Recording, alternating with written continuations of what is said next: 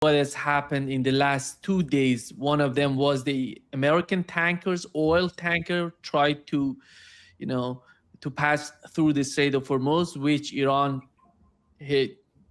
At least they fired some sort of missiles, cruise missiles toward the tanker, just a warning sort of missiles. But last night we learned that the United States tried to, 4 U.S. warships tried to enter the Strait of Hormuz, which it was the same sort of reactions from Iranian. And we had the American attack on the city of Bandar Abbas, which is close to the Persian Gulf, Right. and then Iranian response on Kuwait, American base in Kuwait. This is putting that aside. On the other hand, Donald Trump is trying to sell us that everything is going well. We're going to reach just some sort of agreement. And even J.D. Vance yesterday said the same thing. Moments ago, before coming to this live, here is what the head of Iranian parliament tweeted. He says three points in his tweet. One, we seek concession not through dialogue, but with missiles.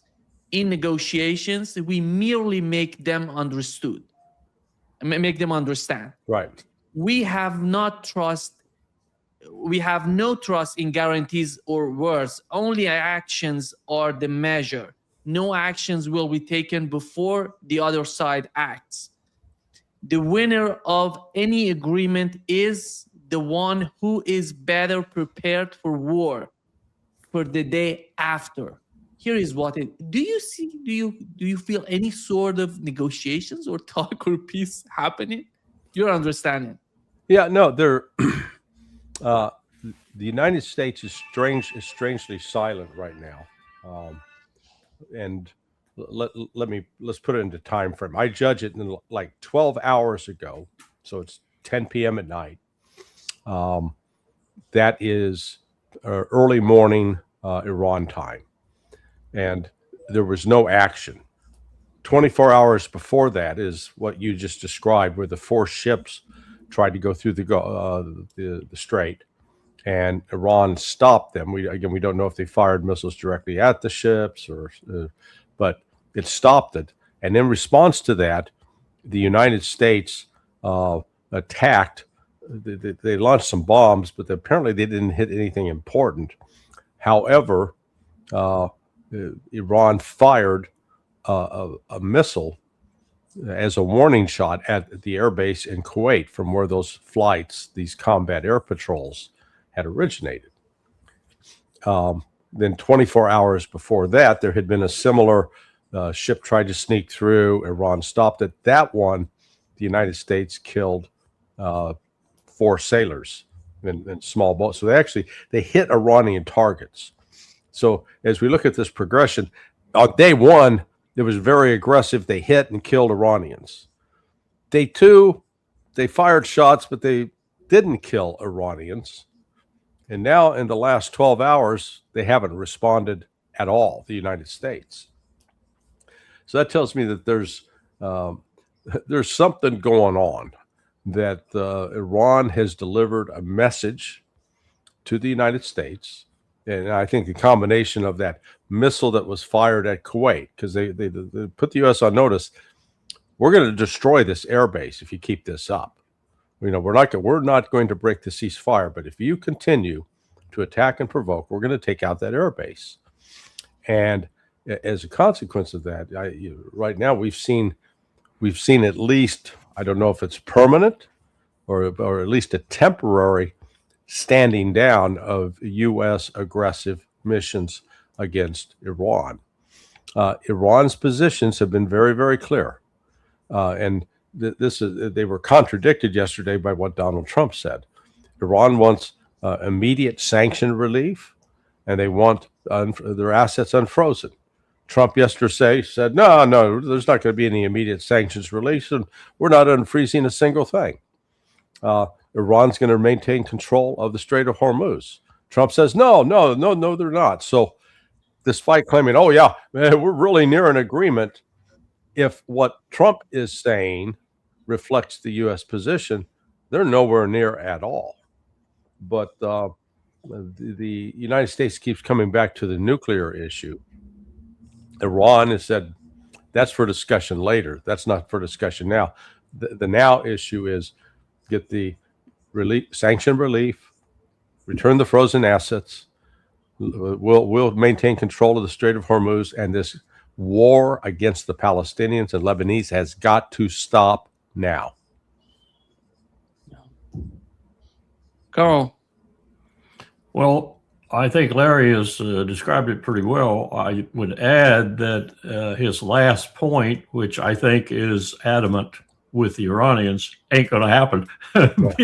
Bibi is going full hog and looks like he might go for the entire country of Lebanon before it's over with. And he's even got people in Beirut now screaming and hollering because he's attacking with the Air Force assets that clearly aren't Hezbollah. Or if they're Hezbollah, it's a real stretch to prove that they are. So that's the fly in the ointment as far as I see it tactically on the ground. Bibi Netanyahu is paying no attention to this at all. But a bigger problem, I think, Larry just referred to indirectly perhaps, but nonetheless he referred to it, and that is that if we do have any diplomacy going on, even through third parties, through Oman, Pakistan, whomever, if we do have any going on, how do you conduct it coherently when Donald Trump makes these pronouncements all the time, which are probably as divorced from anything they're doing on the ground with third parties in terms of diplomatic maneuvers completely? So you get one person, people, exchange, whatever on the ground that forms some view of one particular issue, like, for example, the Strait of Hormuz. And then all of a sudden, Donald Trump comes out and condemns Oman or some other egregious move. How the hell do you do any coherent diplomacy with your prime diplomat? And that's what the president is supposed to be, really, making these pronouncements all the time. They're disconnected from reality and disconnected probably most of the time from the diplomacy being conducted, third party or otherwise. I don't know how you do this. I simply don't. And is it just to keep everything so confused? So essentially Bibi can do what he wants to whenever he wants to. And now he's expanded in Gaza and he's going full bore again in Gaza. And he is talking about, this was in the Haaretz headline this morning, he's talking about 70%. How do you get 70% of Lebanon and stay anywhere near the Litani River? This is crazy. It's just crazy. You can't figure out what's happening, and I think it reflects Trump's desperation. I think he does not know how to get out of the mess he's got himself into, but he does have some visceral view that he needs to. Hey, this just came across the wire from Donald Trump. Iran must agree that they will never have nuclear weapon or bomb. The Hormuz Strait must be immediately open, no tolls for unrestricted shipping traffic in both directions. All water mines, bombs, if any, will be terminated. And we have removed through detonation numerous such mines with our great underwater mine sweepers. Iran will complete the immediate removal and or detonation of any mines that are left, which will not be many. Ships caught in the strait due to our amazing and unprecedented naval blockade, which will now be lifted, may start the process of heading home. Say hello to your wives, husbands, parents, and families from me, your favorite president. The enriched material, sometimes referred to as nuclear dust, which is buried deep underground with virtually collapsed mountains, caused by our powerful B-2 bomber attack 11 months ago, sitting on top of it, will be unearthed by the United States, which it is agreed is the only country, along with China, with the mechanical capability of doing so, in close coordination and conjunction with the Islamic Republic of Iran, plus the International Atomic Energy Agency, and destroyed. Doesn't make sense, but that's what it says. No money will be exchanged until further notice. Other items of far less importance have been agreed to. I'll be meeting now in the Situation Room to make a final determination. Thanks for your attention to this matter. President Donald J. Trump. There's so much wrong with that.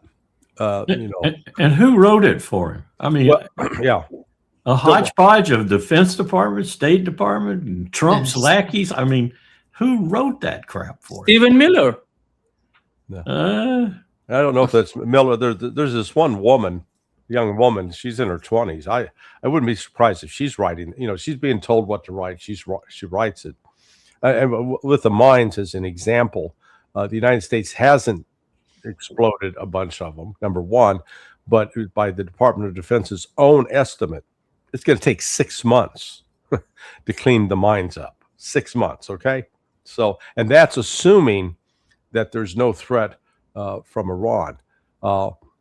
Iran is not going to allow the United States to come in and, quote, dig up the nuclear dust. That ain't happening. There would be, if any Iranian that agreed to that, there'd be a coup. So you've got that. And Iran has, you know, we'll see what is actually going to be agreed upon in the Situation Room. The things that Trump says, oh, all these other items of less importance, those are actually the key items. Yeah. Carl, I really feel that Stephen Miller has a very substantial role in the Trump administration. Oh, I do too. Yeah. Yeah, together with Jared Kushner. These are two important characters. One of them is part of the administration. The other one, Jared Kushner, is not even part of the administration. Yes, but he's so important. Here is what Stephen Miller said about the situation in the Middle East.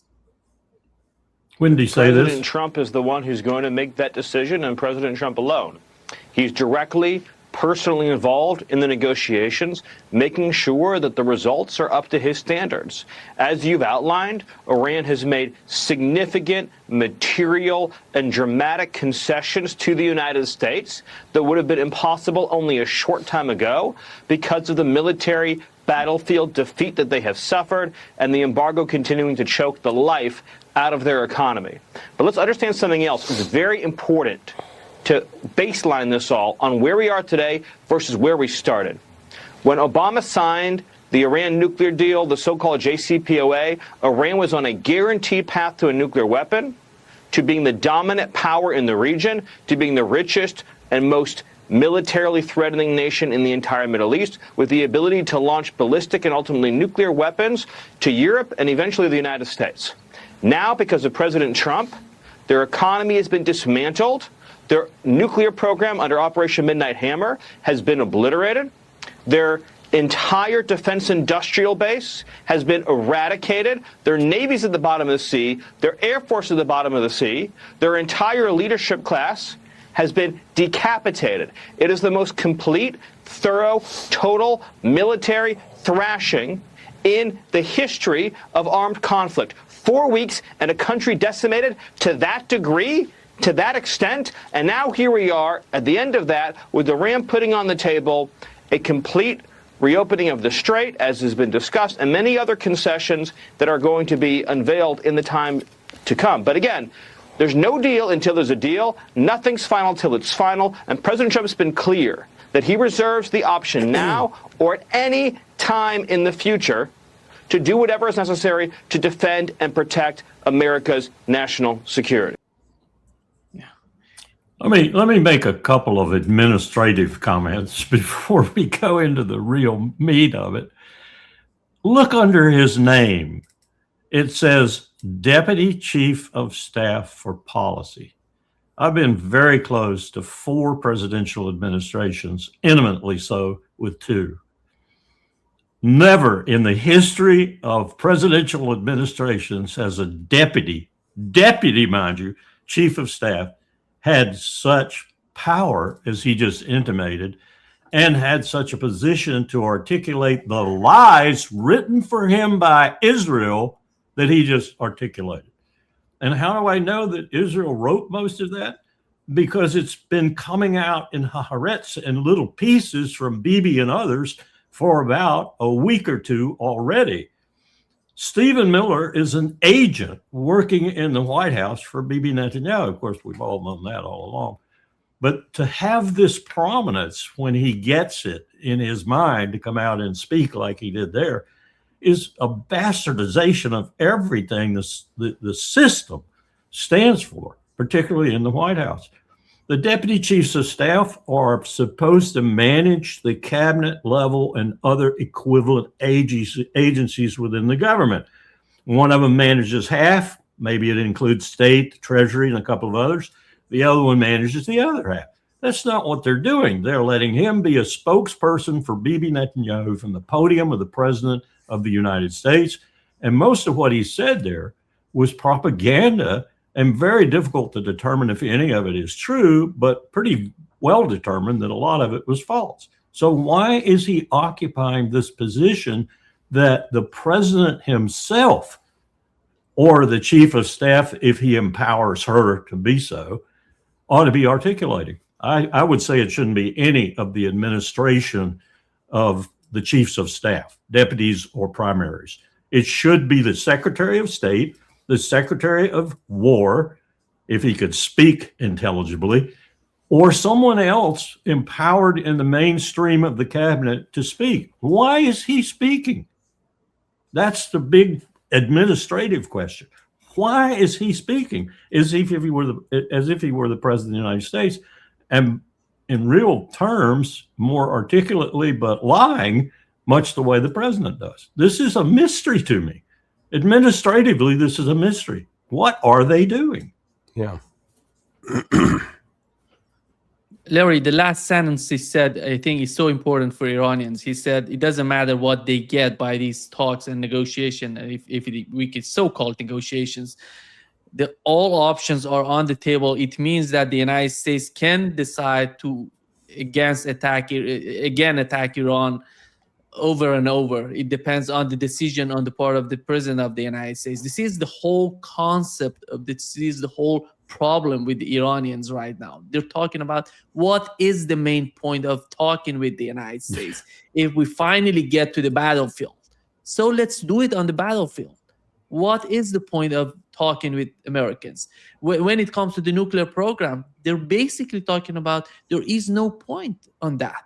Mm-hmm. If you're part of NPT, then we can enrich uranium. If that's the problem, we can get out of NPT. Many people are arguing that right now in Europe. Yeah, the narrative construction that Miller was engaged in to paint Iran as so desperate, they're so damaged, so defeated, that they'll accept any agreement now. That we the United States have beat them down, and they're begging for an agreement. Well, that's just simply not true. In fact, the opposite is true. It's the United States that's begging for an agreement. I'd recommend, not to do cross cross advertising, but Danny Davis had a geologist, an oil expert named Art Berman, did an hour-long interview with him the other day, and I'd really encourage people to go watch that, because he provides a lesson on what's really going on in the oil market. And despite, here was Donald Trump yesterday claiming, oh man, the United States, we're the biggest on the oil and everything else. And Berman had a great metaphor. He said, let's assume that oil's like alcohol. So what do you want to drink? Are you looking to just throw back a few beers or some wine? Or do you want to get drunk? If you want to get drunk, break out the Jack Daniel's 100 proof. He says the U.S. oil is really, it's the equivalent of light beer and wine. It's not really the kind of oil it's not the oil that's needed to produce diesel. And the diesel oil comes from, it's imported. So the United States is actually importing 10% of its oil. Now, these are things I didn't know, but he had the facts out. So what he's suggesting is that the economic consequences from this shutdown of oil out of the Persian Gulf is the real experts know it's building and building and building, and when it explodes on us, when the final impact comes, it's going to be devastating. So that's what's in the back. That's what's driving in the back of the mind, the Trump folks. We got to get a deal with Iran. But what Stephen Miller said there regarding the suggesting such total U.S. dominance, it's just it's dangerous. What I don't know is, does he really believe his own bullshit? Yeah. Or is he just saying that in order to, for the public relations line, public diplomacy part, but secretly he knows how screwed they are? That I don't know. And it's far more dangerous, Nima, if he believes it. Far more dangerous, in my view. I agree.